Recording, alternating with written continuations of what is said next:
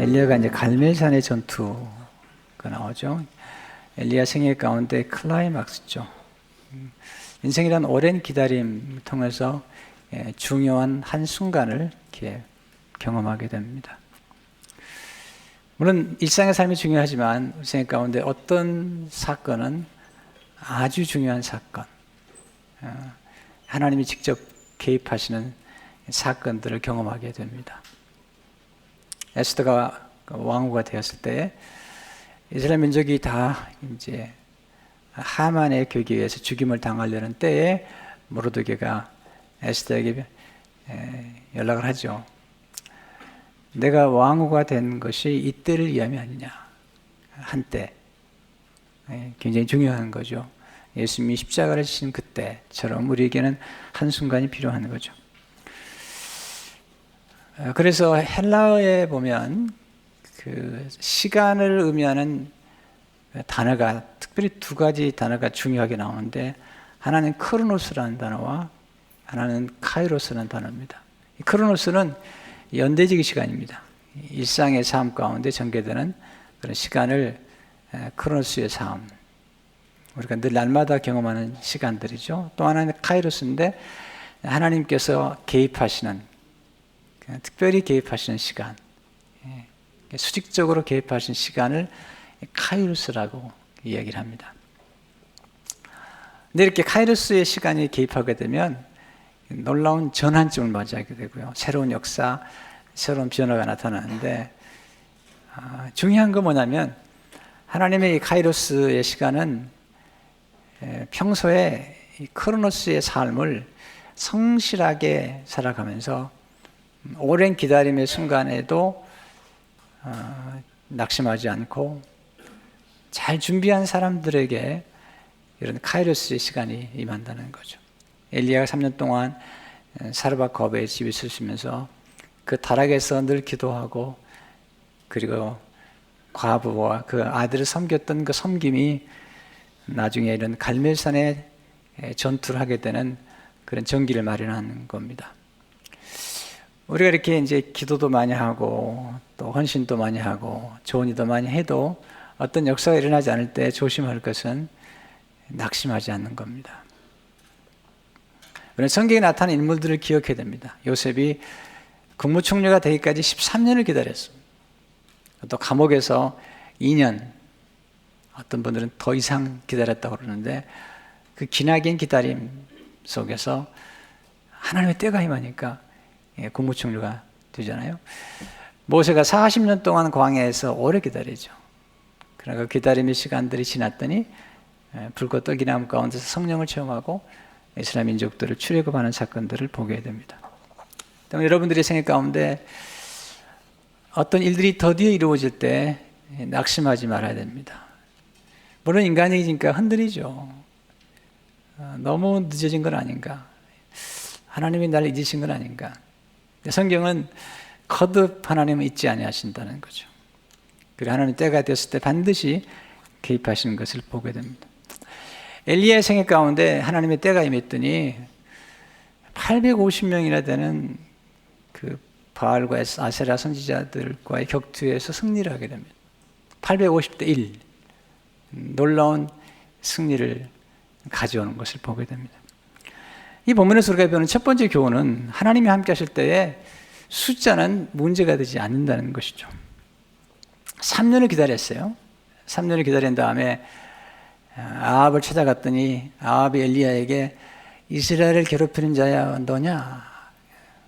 왜 너는 이스라엘 괴롭히냐? 그랬더니 엘리야가 하는 말이 아닙니다. 제가 괴롭히는 게 아니라 당신과 당신의 아비가 이스라엘을 괴롭히고 있습니다.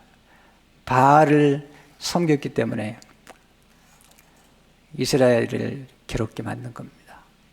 우리 살아가면서 누군가를 괴롭게 하는 게 참 힘든 거죠. 어떤 분이 그런 얘기 하더라고요. 자기 아내가 어느 날 보니까 수첩에다가 자기 사진을 가지고 다니더라는 거예요. 혹시 여러분의 아내가 사진 가지고 다니는 사람 봤어요? 이거 너무 감동을 받아갖고, 당신 왜 이렇게 사진을 가지고 다니냐 그랬더니 자기가 괴로울 때마다 사진을 본다는 거예요. 그러면서 늘 이렇게 얘기한대요. 너보다 괴로운 게 있겠냐?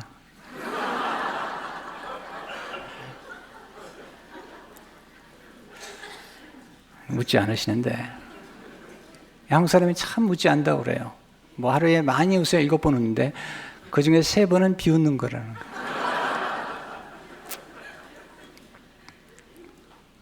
아이들이 어른보다 오래 산대요. 왜냐하면 웃으니까 많이 웃는데요.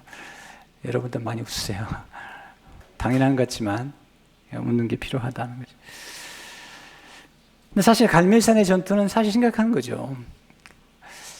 엘리야가 아합에게 도전장을 내민 것을 보게 되죠. 19절에 보면 그런즉 사람을 보내 온 이스라엘과 이세벨의 상에서 먹는 바알의 선지자 450명과 아세라의 선지자 400명을 갈멜산으로 모아 내게로 나오게 하소서. 굉장한 도전이죠. 혼자서. 근데 이 말씀을 메시지 성경은 조금 더 좀 구체적으로 이렇게 번역하고 있습니다. 왕께 청할 일이 있습니다. 이스라엘 모든 사람을 갈멜산에 모아 주십시오. 이세벨이 특별히 아끼는 지역신 곧 바알의 예언자 450명과 창녀 여신 아세라의 예언자 400명도 반드시 곳에 오게 해주십시오. 바알은 남신이고요. 이 아세라는 여신인데 창녀 여신이란 말을 쓰고 있어요. 그렇기 때문에 아세라의 선지자들은 예언자들은 여사제일 가능성이 높아요. 그래서 이제 전투를 주로 벌일 때도 이 바알 선지자들과 벌이는 것을 보게 됩니다. 이 도전장 앞에 아합이 이스라엘 민족을 모으고 그리고 이제 그 아세라와 바알 선지자들을 모으죠. 20절에 보면 아합이 이스라엘의 모든 자손에게로 사람 보내 선지자들을 갈멜산으로 모으니라. 그때 엘리야가 먼저 이스라엘 백성들에게 말하죠. 21절을 보게 되면 엘리야가 모든 백성이 가까이 나가게 이르되 너희가 어느 때까지 둘 사이에서 머무며 다르느냐. 여호와가 만약 하나님이면 그를 따르고 바알이 만약 하나님이면 그를 따를지니라 하니 백성이 말 한마디도 대답하지 아니한지라. 참 선택이 중요한데 이스라엘 민족들은 하나님을 선택한 게 아니라 바알을 선택하는 거죠. 지금도 도전하잖아요. 바알과 하나님 사이에서 선택하라고 그럴 때 침묵하잖아요.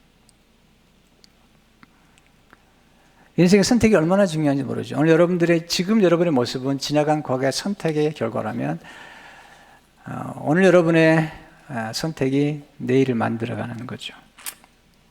선택을 잘하기 위해서는 분별을 잘해야 됩니다. 선택을 기도해야 됩니다. 내게 분별할 수 있게 해달라고. 사람을 분별하고 때를 분별하고 인간이 가지고 있는 관점은 한계가 있기 때문에 하나님께 늘 기도하는 지혜가 필요하죠. 엘리야가 백성들에게 전쟁의 상황을 알리죠. 22절에 보면 엘리야가 백성에게 이르되 여호와의 선자는 나만 홀로 남았으나 바알의 선자는 450명이로다.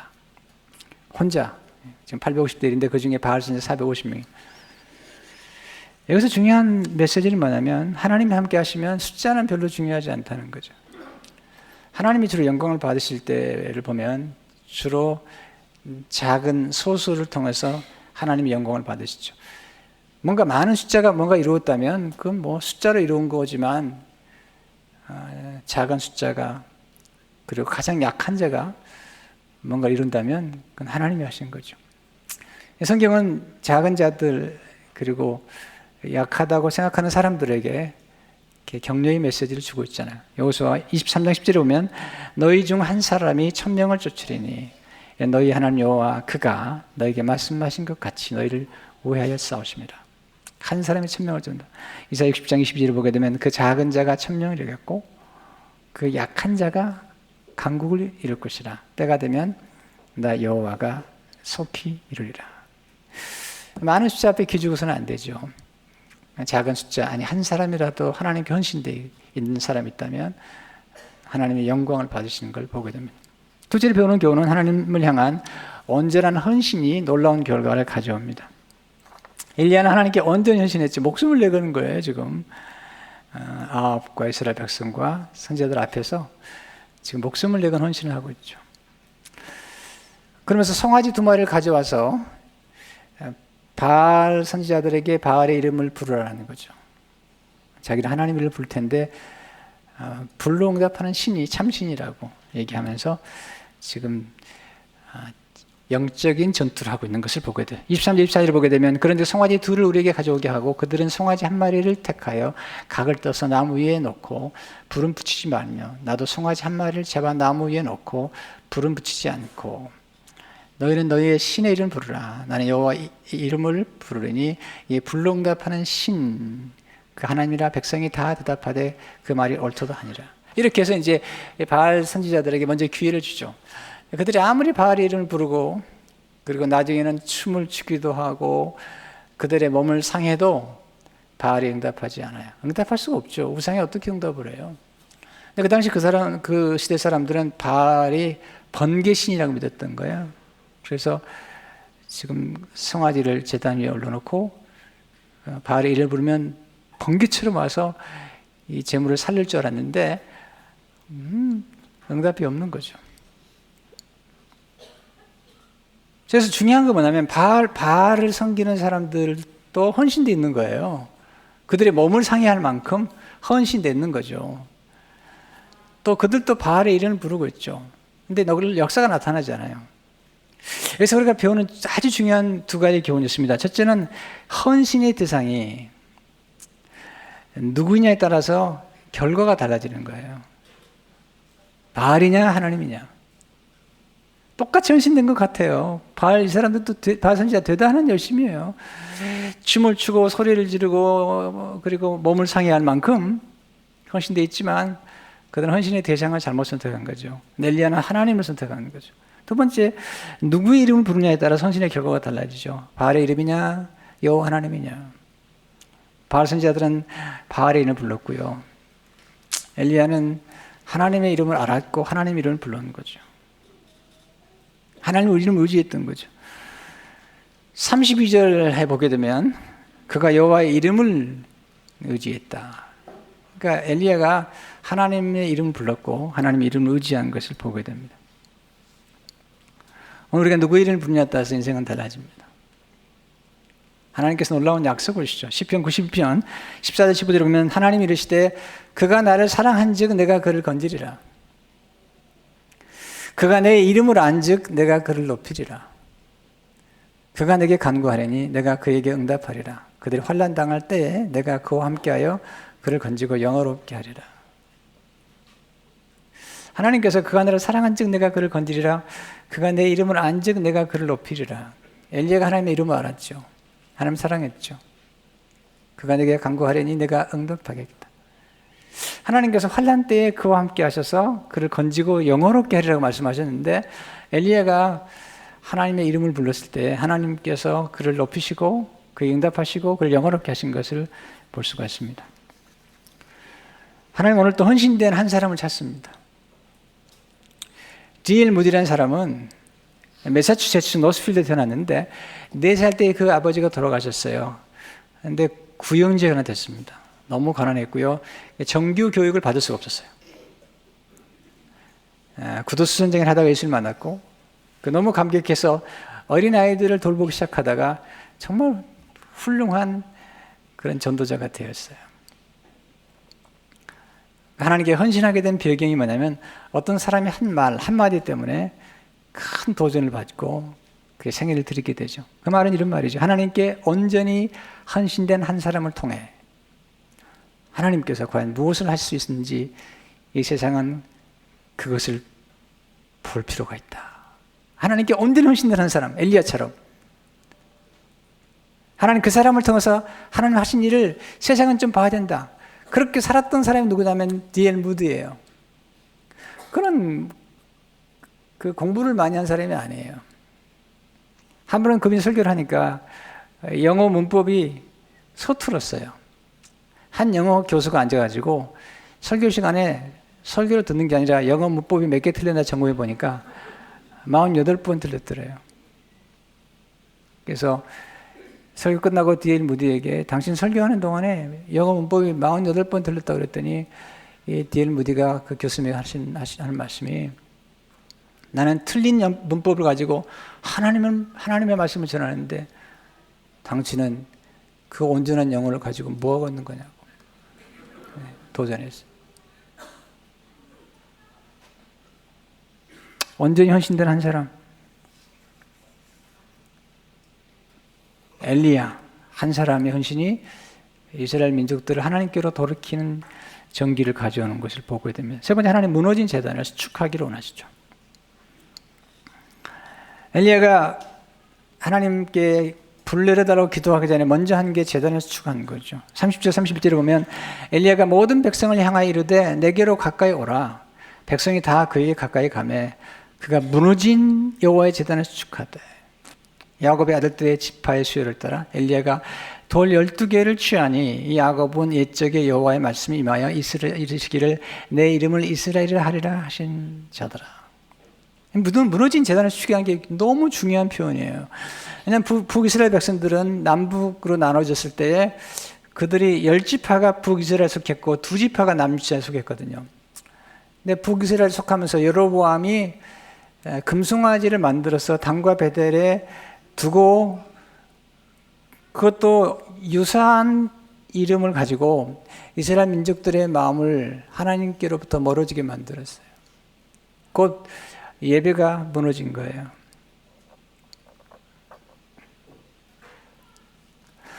근데 엘리야가 와서 그가 북이스라엘에서 활동하면서 놀라운 사실은 북이스라엘에 속한 10지파에 속한 10돌을 취한 게 아니라 남유다까지 속한 12개의 돌을 치어서 12지파 이름을 가지고 제단을 수축하는 거죠.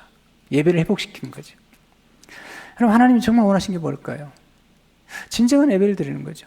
무너진 제단을 수축한 다음에 거기에 하나님께 드려질 제물을 넣고 거기에 물을 붓습니다. 근데 이 물을 붓는 게 굉장히 중요한 의미를 가지고 있어요. 오늘 32절에 35절을 보게 되면 그가 여호와의 이름을 의지하여 그 돌로 제단을 쌓고 제단을 돌아가며 곡식 종자 2세알을 둘 만한 도랑을 만들고 또 나무를 버리고 송아지에 각을 떠서 나무 위에 놓고 이르되 통 4세 물을 채우다가 번제물과 그 나무 위에 불을 하고 또 이르되 다시 그리하라 하여 다시 그리하니 또 이르되 3번째로 그리하라 하여 3번째로 그리하니 물이 제단으로 두르르고 도랑에도 물이 가득 찼더라. 여러분 바알 선지자들은 물도 붓지 않았는데도 불이 임하지 않았거든요. 근데 엘리야는 지금 4통이나 되는 물을 도랑을 만들어 가지고 지금 1번, 2번, 3번 부어서 이 제물과 제단을 흠뻑 적신 거예요. 이 말은 뭐냐면 하나님만이 이 제단에 불을 내리셔야지 가능하다는 거예요. 인간의 머리를 쓰지 않았어요. 근데 이 물을 부었을까? 학자들 가운데 보면 이제 2가지 얘기를 해요. 그 당시에 가물었는데 어떻게 4통이나 되는 물을 3번이나 부을 수 있었냐는 거예요. 어떤 성경학자는 이스라엘 민족들이 갈매산에 올 때 그래도 그날 먹을 물을 가져왔을 거라는 거죠. 물이 얼마나 귀한데 그 물을 온전히 쏟아서 제단을 수축했다. 그렇게 얘기하는 분도 있고요. 어떤 분들은 갈매산과 지중해가 연결되어 있는데 지중해에서 그 바닷물을 갖다가 부었을 거라는 거죠. 그러면서 그 이유 중에 하나가 뭐냐면 제물을 드릴 때 반드시 소금과 더불어서 제물을 드리게 되는데 그 바닷물, 그 소금을 부어서 특별히 이스라엘 백성들은 또 이렇게 제물을 드릴 때에 포도주 같은 걸 붓거든요. 이게 전제가 되는 건데 온전한 헌신을 의미하는 거예요. 부었다는 거죠. 사도 바울의 생애 마지막에 내가 이제 전지와 같이 부은 바 되었다라는 말은 제물 위에다가 또 포도주를 붓는 것처럼 자기 생애가 전체가 들어졌다는 거죠. 그러니까 엘리야가 지금 제물을 넣고 그 위에 하나님의 언약을 상징하는 소금물을 부어서 또 온전히 부어서 하나님께 헌신하고 예배를 드리고 있는 모습을 지금 보여주고 있는 것이죠. 여러분, 헌신보다 더 중요한 게 있습니다. 그건 예배라는 거죠. 무릎을 사는 그리스도인이라는 책을 쓴 이분은 자기 이름을 바뀌지 않고 책을 썼는데 그럼 이렇게 말합니다. 헌신만으로는 부족하다. 경배가 있어야 한다. 전 놀라운 사실은요. 제가 목회하면서 헌신한 사람들을 꽤 봤어요. 누구를 위해서 헌신한지 모르지만 열심히 일을 해요. 그런데 예배를 잘 드리지 않아요. 예배에 대한 감격이 없어요. 오래가지 않아요. 여러분, 헌신보다 더 중요한 게 뭐냐면 예배를 잘 드리는 거예요. 예배 가운데 놀라운 일이 일어나는데 지금 이스라엘 백성들의 예배가 무너진 거죠. 예배가 회복돼야 돼요. 한국교회와 이민교회가 예배가 무너졌잖아요. 얼마나 예배들이 열심히 했습니까? 주일 예배뿐만 아니라 수요 예배와 그리고 가정에서는 가정재단과 그리고 밤새 기도했던 철야재단과 새벽을 깨웠던 이 놀라운 재단들이 점점 무너지면서 예배는 사라지고 너무 세련된 프로그램과 소위 말하는 사역들이 들어와서 예배를 밀어냈죠. 그 결과 뭐죠? 너무 무력해져 버린 거죠.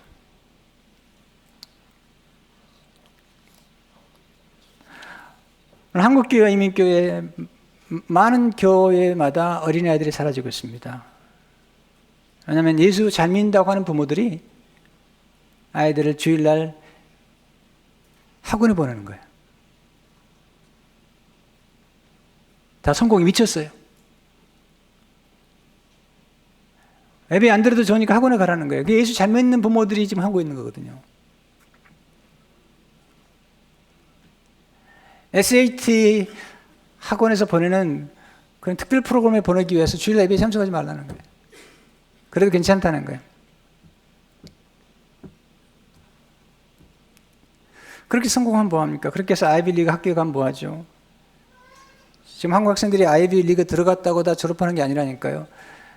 1학년 때 벌써 한 30%가 드랍아웃 하는 거예요. 가서. 왜? 학교 들어가기까지는 목표가 있었지만 학교 들어가서 그 이상 꿈 넘어 꿈에 비전이 없는 거기 때문에 하나님을 향한 환상이 없고 목표가 없기 때문에 무너져 내린 거잖아요. 지금 젊은이들이 교회에 사라지고 있습니다. 어린아이들의 울음소리와 웃음소리와 노래소리가 들리지 않습니다. 왜? 예수 잘 믿는다는 부모님들이 재단을 무너뜨렸기 때문이죠.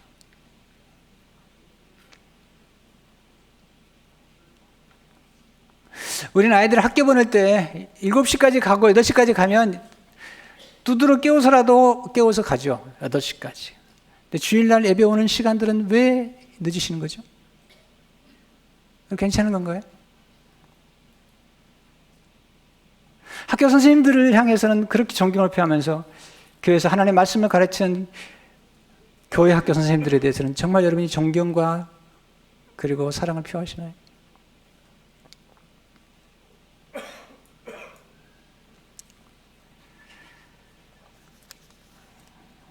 우리는 생각해 볼 필요가 있습니다. 내가 말한다고 해서 그게 가치관이 아닙니다. 내가 말하는 걸 실천할 때 가치관, 하나님이 우선이라고 말하면서 예배가 우선이라고 말하면서 만약에 우리가 드린 예배를 소홀히 한다면 여러분 예배는 설교만 듣는 게 예배가 아닙니다. 예배는 찬양부터 시작하는 거죠. 기도, 찬양도 드림이죠. 기도도 드림이죠. 예물도 드림이죠. 우리 예배 그러면 설교를 생각하는데 아닙니다. 물론 설교는 중요하죠. 하나님의 말씀을 듣는 건 중요하지만 그러나 우리 마음속에 찬양과 기도의 드림이 없이 그리고 하나님을 사랑하는 마음으로 드린 예물의 드림이 없이 진정한 예배는 있을 수 없는 거죠.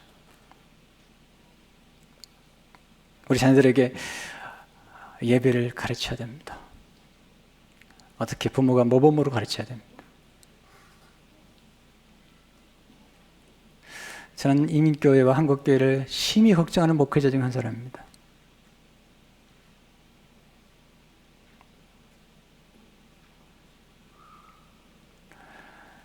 그런데 가장 중요한 건 예배입니다. 선교 보고 이번에 수요일날 하지만 선교의 마지막 골은 뭐죠? 요한계시록에 나와 있는 것처럼 각 족속과 각 방언과 모든 민족이 하나님을 와서 예배하는 거잖아요.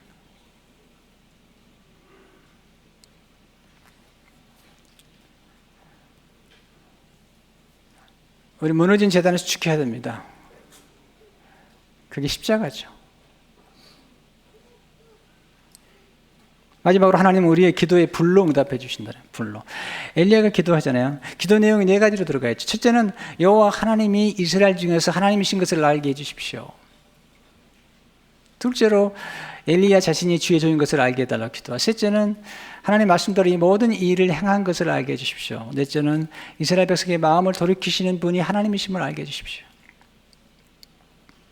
36절 37절 보시게 되면 전적 소재 드릴 때 이르러 선지자 엘리야가 나가서 말하되 아브라함과 이삭과 이스라엘 하나님 여호와여 주께서 이스라엘 중에서 하나님이신 것과 내가 주의 종인 것과 내가 주의 말씀대로 이 모든 일을 행하는 것을 오늘 알게 하옵소서. 여호와여 내게 응답하옵소서. 내게 응답하옵소서. 이 백성에게 주 여호와는 하나님이신 것과 저는 그들의 마음을 되돌이키심을 알게 하옵소서 하며 하나님께서 불로 응답하시죠. 38절 보면 이에 여호와의 불이 내려서 번제물과 나무와 돌과 흙을 태우고 또 도랑에 물을 핥은지라. 하나님 불이 임하는 거죠. 이걸 보고 이스라엘 백성들이 하나님께 돌아옵니다.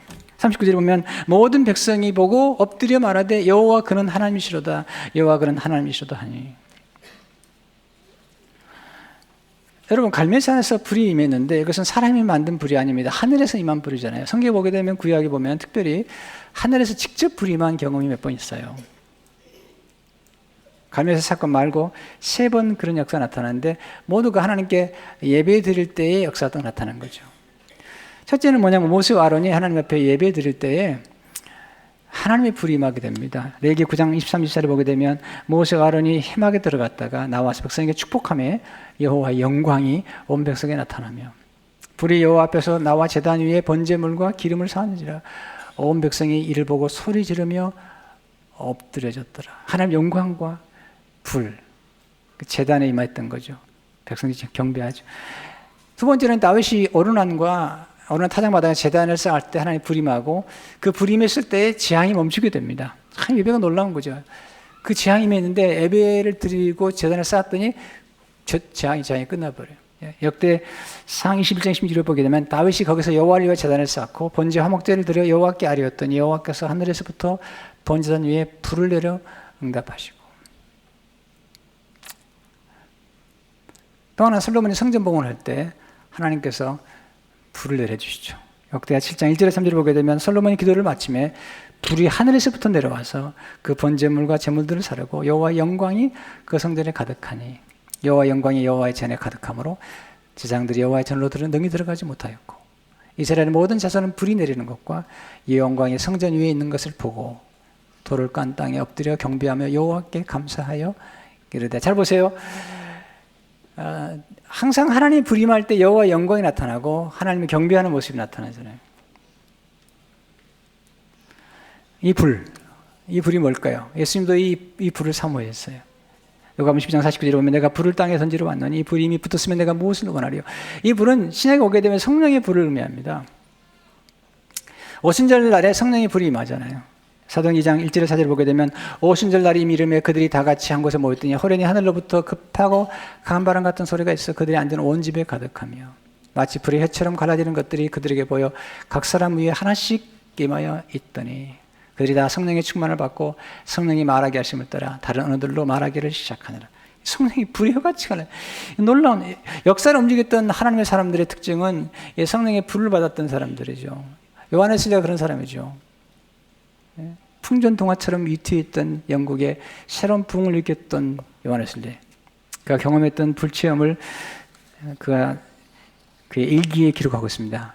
1738년 5월 24일 나는 그날 저녁에 나는 올드스케드가 있는 기도 모임에 별로 가고 싶은 마음이 없었으나 참석했다. 거기서 어떤 사람이 루터의 로마서 강의 서문을 읽고 있었다. 밤 9시 15분쯤 그 낭독자가 우리가 그리스도를 믿을 때 하나님께서 우리 마음의 변화를 가져오시는 일을 묘사하는 말을 듣는 중에 나는 내 마음이 이상스럽게 뜨거워짐을 느꼈다. 나는 내가 그리스도를 참으로 믿고 있음을 느꼈고 구원을 위해 그리스도만을 의지한다고 느꼈다. 그리고 주께서 내 모든 죄를 없이 하였다는 확신이 생겼고 나 같은 자의 죄를 다 사하시고 죄와 죽음의 법에서 나를 구원해 주심을 확신하게 되었다. 그러니까 성령의 불을 받으니까 마음이 뜨거워졌고요. 확신이 이르게 됩니다. 우리가 이런 경험이 반드시 필요합니다. 이날 이후로 요한에슬레가 가는 곳마다 사람들이 몰려와요. 어떤 사람이 물었습니다. 왜 당신이 가는 곳마다 말씀을 증거할 때마다 사람들이 몰려오는 걸까요? 그는 이렇게 대답합니다. 나는 그저 하나님을 위해 나 자신을 불태울 뿐입니다. 그래서 사람들은 불에 타는 나를 보러 오는 것이죠. 성령의 불을 경험하는 거죠. 여러분과 제 생각 가운데 정말 사모해야 될 것은 이거죠. 성령의 불을 경험해야 돼. 예수 믿는 것으로만 만족하지 말고 성령의 불을 체험하는데 이게 우리 마음에도 임하고 우리 영혼에도 임하고 우리 몸에도 임하는 것을 보게 됩니다. 오늘 우리 이기호 목사님 사모님, 우리 황수경 사모님 오셨는데 이번에 잠시 만나 뵙고 식사하는 중에 우리 교회 지금 섬기는 이지원 전사님이 불체험하는 걸 얘기하더라고요. 호주에서 이제 아버님 목회하실 텐데 이제 집회를 하는데 밤에 철학기도를 하면서 집회를 하는데 성령이 강하게 임한 거죠.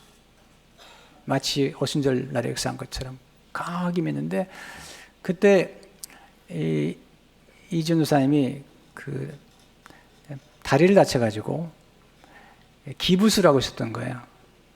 그래서 몇 개월 동안 기부스를 하고 있으니까 한쪽 다리에 있는 근육은 괜찮은데 기부스한 다리의 근육이 다 이렇게 점점 이제 쓸 수가 없기 때문에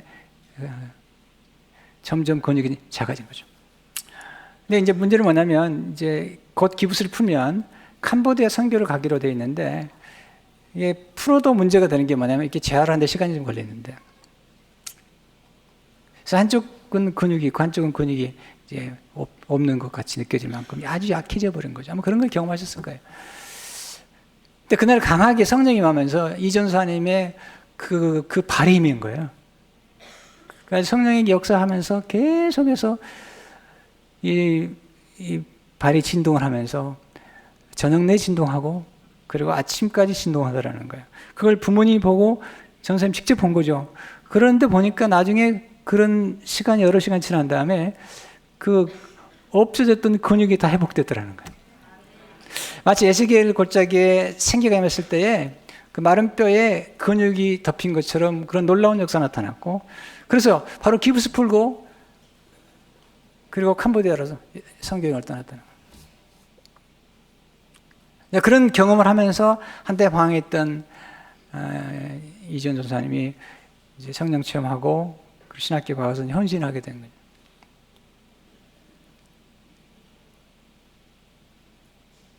성경에 보게 되면 성령이 오실 때 육체 부으신다고 그랬거든요. 우리 안에 성령이 들어오시거든요.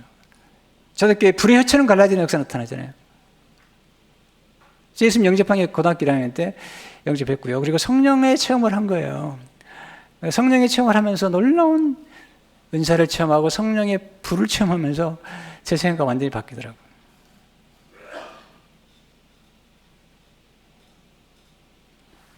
감사하게도 하나님 말씀과 더불어 성령의 은혜를 체험하면서 하나님을 영어롭게 하는 삶을 살다는 게 얼마나 감사한지 모르죠. 저는 우리 교회 사람들이 불구경하면 좋겠어요. 불러라는 얘기가 아니고요. 성령을 경험한 성도들이 모여서 예배할 때, 찬양할 때 하나님 불이 역사하는 것을 보는 그런 역사가 있기를 바랍니다. 이런 하나님의 관심은 자기 백성이 하나님께 돌아오는 거죠.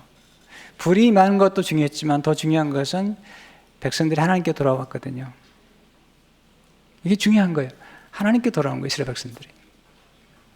그래서 우리는 갈멜산에서 머무르서는 안 됩니다. 우리는 갈보리산으로 가야 됩니다. 갈보리산 십자가에서 하나님이 불이 임했어요.